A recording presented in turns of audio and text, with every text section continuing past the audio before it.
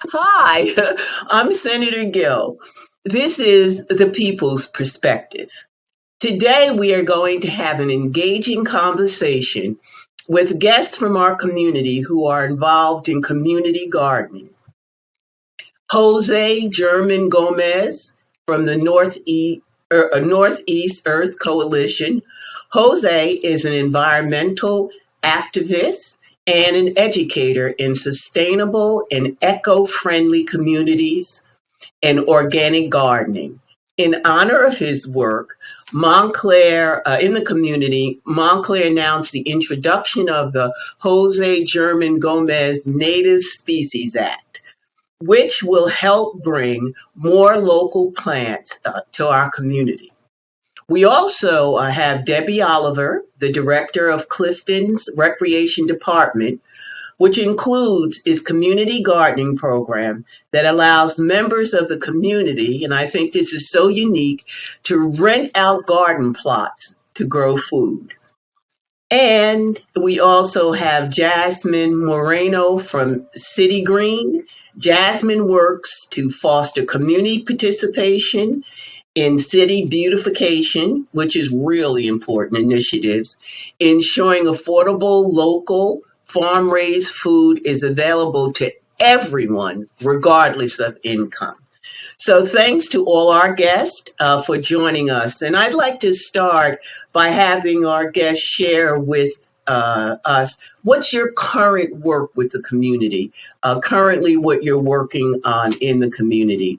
Uh, Debbie, would you like to go first and then everybody just chime in? So in Clifton, we're extremely fortunate that the city officials sought to save one of our farms when the family was no longer able to continue. And we only have 3 farms left. Clifton, although it's a city, it was farmland before, and it's an important part of our history. So we were able to save the farm that was owned by the Schulteis family. And at first, we didn't know what we were going to do with it. I didn't know if I was going to be out there growing pumpkins myself or something. But we were very fortunate that we found a nonprofit organization, City Green, which Jasmine is affiliated with. Great. And they manage our farm land. You know, we own it. They are renters, but we work very coordinated efforts. So we're very fortunate that they're able to run programs and activities for our citizens, some through our department and some on their own. And in addition to that, in our original agreement was that we made sure that there was property that was left for community gardening, and that we would continue to have programs together. So right now we have, I think, 26 small plots that our residents can rent out annually. And they can, they may not have they may live in an apartment, or they may not have property where they can garden. Rent a spot to garden. Yeah, and they have a chance to grow their own vegetables, and some of them even choose to grow flowers and stuff. But the great part about it is working with City Green was we converted all our gardeners and the property to organic. Oh, that's gardening. That's wonderful. So all the people are instructed that they must continue to garden their plot organically. And we've been able to have different educational sessions to teach them and continue as we slowly converted that whole property that had a lot of interesting stuff in the soil. I bet you did. Jasmine, can you kind of fill us in on just how it works? Yeah. So like Debbie said, the history of City Green, we met the city of Clifton at the right time, kind of in the history of our organization. So before we hooked up with Debbie and the city of Clifton. City Green was a nonprofit organization. We actually started off as a community gardening organization in Patterson. And our first projects were community gardens.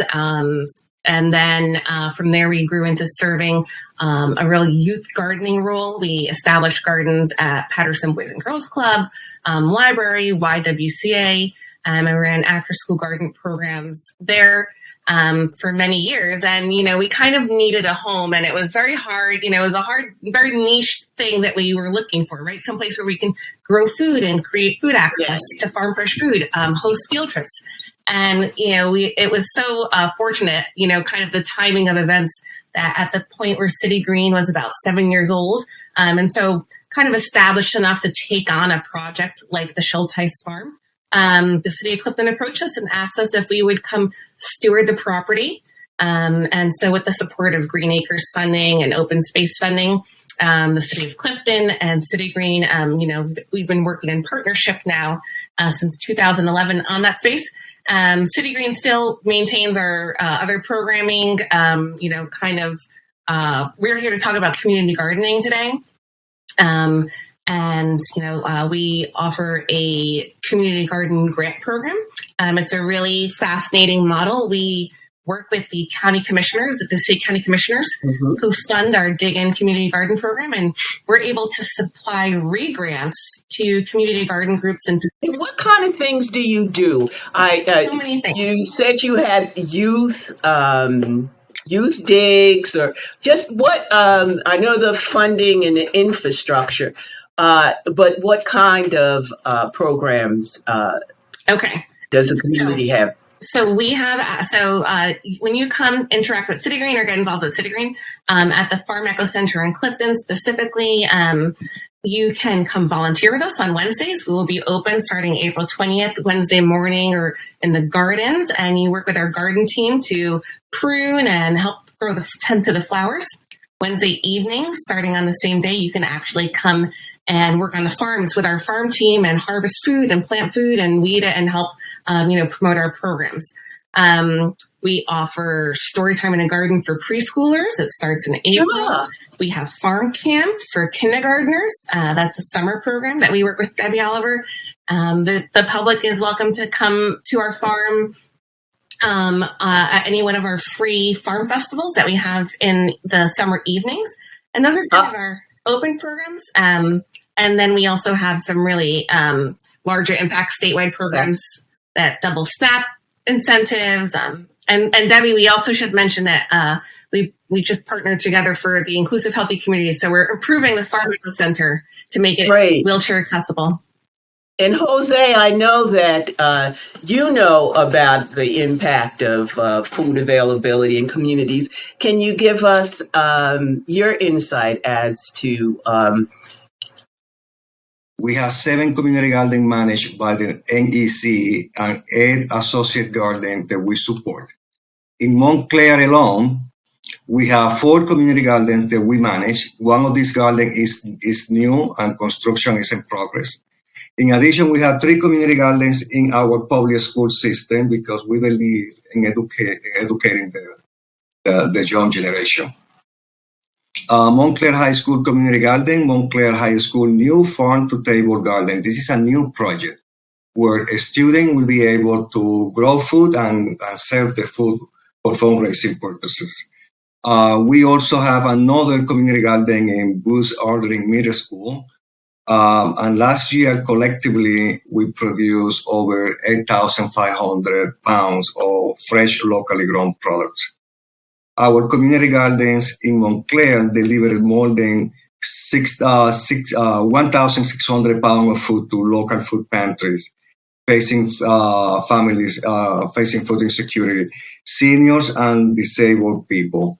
4 years ago, we submitted a proposal to the Township of Montclair about community garden guidelines. We were fortunate to have the entire support of the township.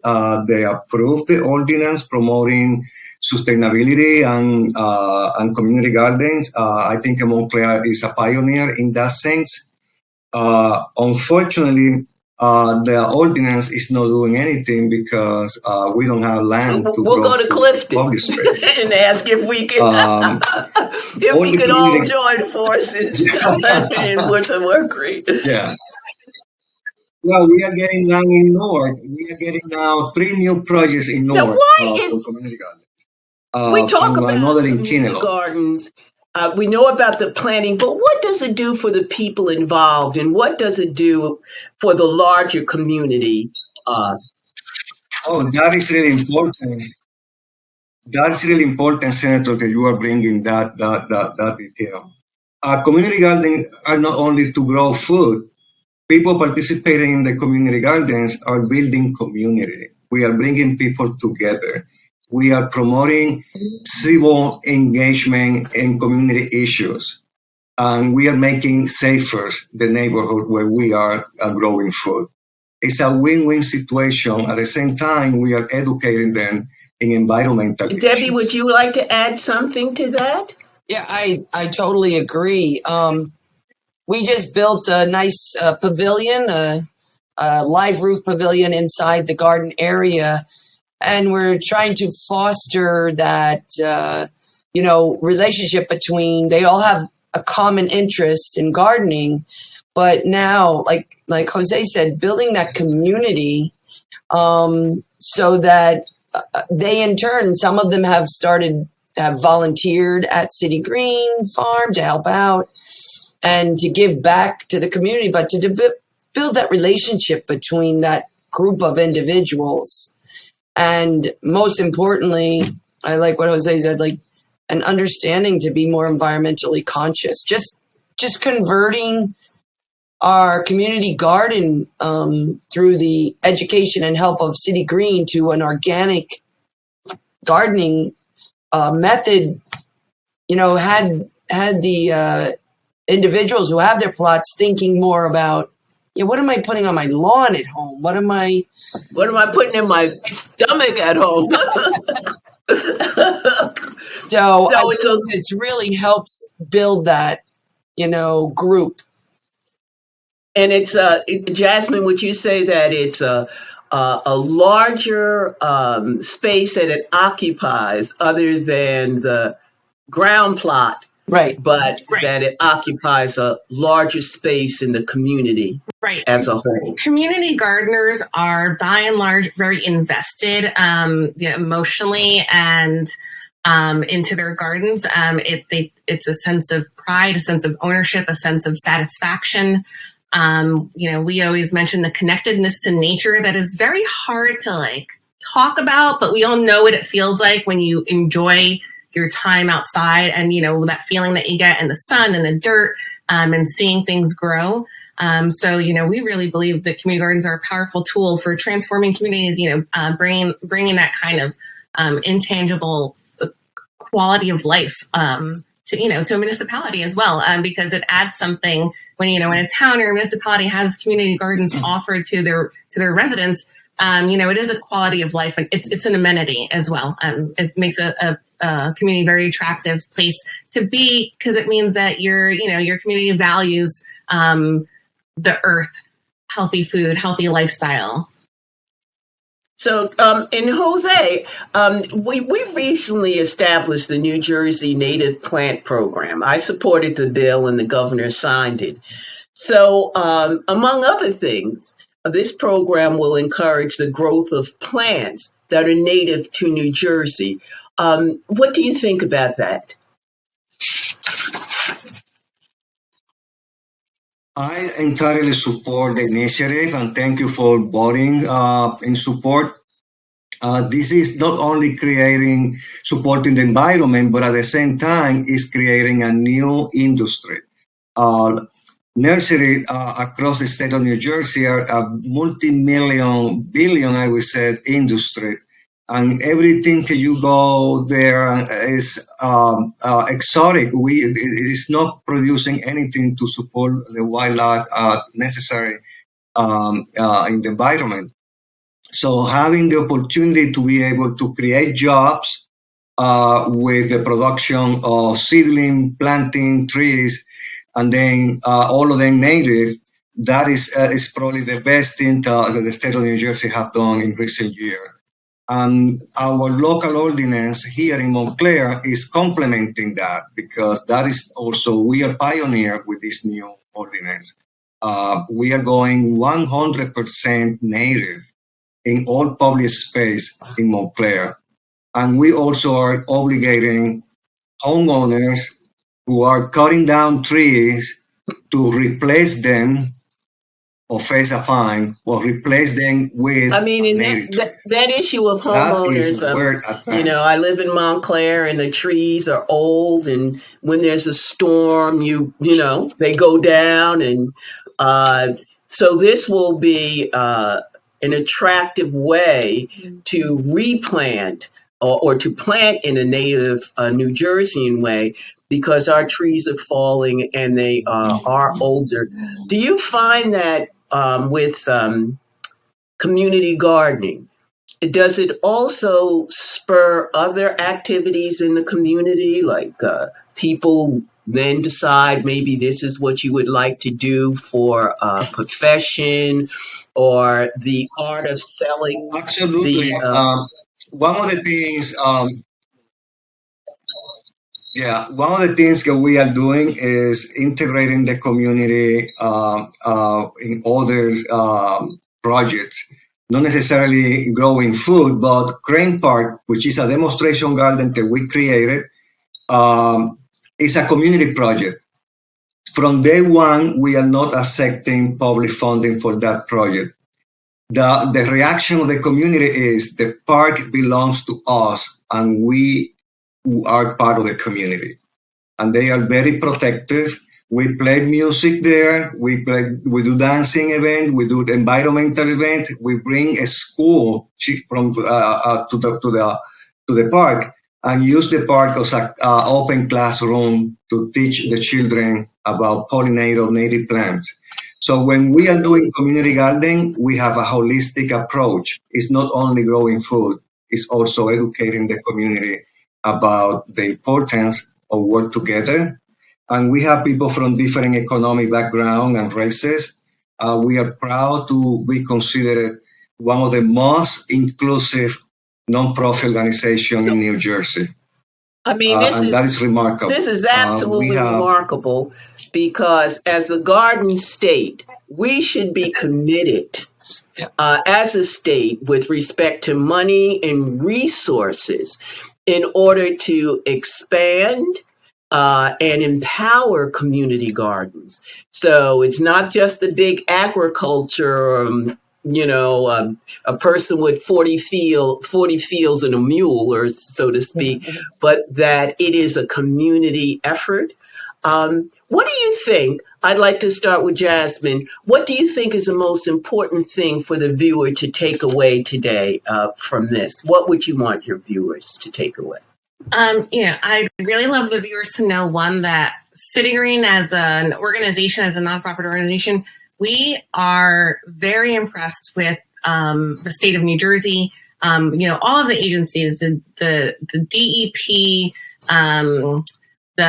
the DHS, DOH, all prioritize, and we've seen this very recently in the last few years, healthy eating, healthy lifestyles, holistic way of looking at what it means to have a good life in New Jersey for all New Jerseyans, includes inclusivity and equity. And we see this with the community gardening initiatives in the state as well. New Jersey, it maybe doesn't always look that way, but New Jersey is moving quickly forward and giving access to more and more wide range of resources to the residents. It's very exciting from my perspective to see that happening. And we are actually the Garden State. So this just, Debbie, how do we? I was at a meeting the other day, and they said that in January, a new bill was signed and approved that directs the DEP to establish a grant program for local governments to support the development of community gardens. So they're going in the right direction. And in recreation, we're trying to do the whole teaching people to live a life more healthy, be outside, and we use gardening as a avenue to get there.